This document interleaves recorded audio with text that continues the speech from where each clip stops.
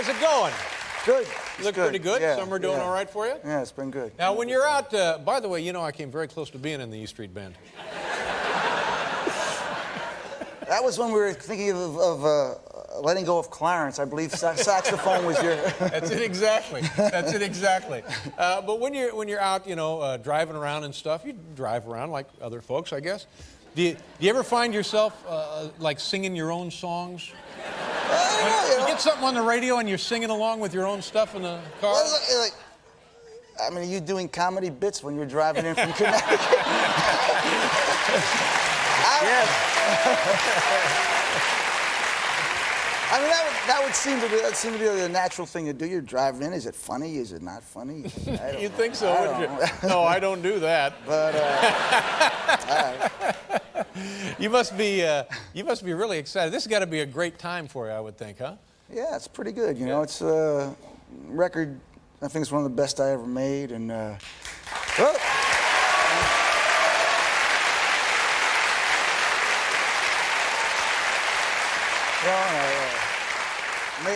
made it all the way from over there to the couch here, and that's kind of so like, you finally made it over. Yeah, there's a lot of pressure sitting on I the couch. understand that. I'm not now, when you're making an album, a record, a CD, whatever they call them these days, what the hell do you call them? Is it just like a CD or a... Kids call them discs. I found out, you know, because like my kids, where's your new disc? Your new disc? If they ask, I mean, the old folks like, well, myself, not you. Yeah, right?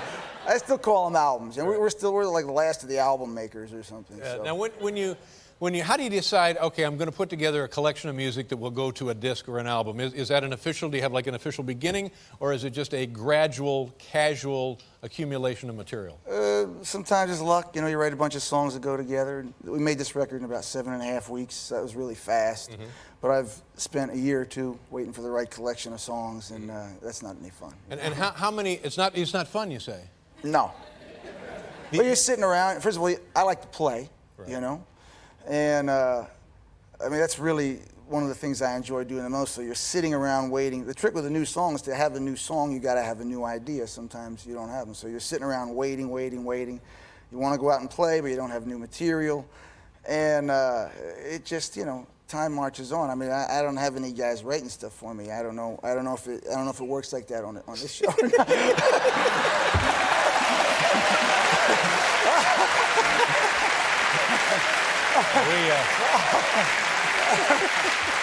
But that's why you can do it every single night, and it has to be different. So being very generous there. Now, here's a very it's interesting. Now, the creative process, I'm guessing there may be one of two ways this happens. Either just like you said, something comes to you, an idea occurs, you wake up and it's kind of right there with breakfast. Or if you get impatient, then it becomes a little more contrived, and you have to sort of chase it, perhaps. Well, you got to watch out for that. I think you're sort of trying to contrive spontaneity if you can. I guess I don't know. It's like I think you can't chase it too hard, and you got to be chasing the right stuff. Mm-hmm. But have you noticed a difference in the end result? Is it possible for something that in the beginning you think is a little contrived to turn out just as well as something that occurred naturally to you? Usually that stuff ends up thrown out right away if it's not coming up from the middle of you. It ends up, in the end it always ends up on the floor in the studio, But that's the key to the whole thing, and it's got to be the same thing, with the comedy. Yeah, you're searching for that thing that's right. True, that feels like it has its own living and breathing life, and so that's the thing to chase. I think that's really what I'm always after, and I sit around and wait till it comes around. Well, what's the longest period of time you've had to wait before something satisfactory occurred to you?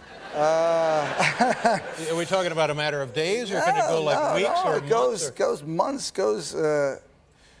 Born in U.S.A., I think I had half the record, and I waited another year and a half for like 4 or 5 more songs, and I didn't like them when I was finished with them. So, finally I got fed up, and we went out anyway. But well, that turned out all right, but though. Yeah, so you never know. You'll think something that's kind of, well, that's okay, and somebody will go, man, that's. And are you the best ultimate judge of what the finished product is? Yeah, I've gotten pretty good at it over the years. Pretty good, you know. In the end, you put the thing out there, and people say, people say what they like or what they're not that fond of. But I've gotten pretty good at reading when I've captured something that I think is going to be fun and meaningful for my fans. You know? And what was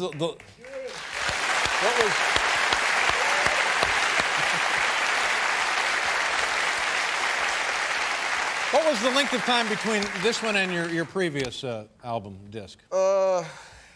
Geez. I think I put one out back around 94 or 5, or maybe it was a little later, you know. Yeah. But we had a live record that came out from the last tour, and before that I had a record out called Ghost of Tom Joad that I put out in the mid-'90s. And thank you. And they come every 2 or 3 years it was, so it's a bit of a wait, you know. Well, this one is a wonderful collection of stuff. I've listened to this 4 or 5 times since I was lucky enough to get a copy earlier in the week, and it's great. That's all. I mean, it's just a great variety, and the sound is wonderful, and it's so nice to have that again. Got to thank Brendan O'Brien. Brendan O'Brien produced the band, got the band sounding just very sonically fresh, and like I said, we made it in 7.5 weeks, and the songs came along, but I really have to thank him. And I have to send out a congratulations to my sister Pam, because she just had a little baby girl. There you go. Congratulations, Pam. I just sneak out with him. How's everybody in the band getting along? We don't get along very well at all, really. And the whole friendly good guy thing, it's a shtick we've worked up over the years. It's worked out pretty well, so we're hanging with it. Well, good. But last night it was fun to see you guys, and you're beginning now 46 city tour. Is that what it is? 46 shows in 46 cities. 46 cities, shows. And this is like big places. This is not small. This is huge arenas. Yeah, they're big. Yeah. They play basketball in them. Yeah.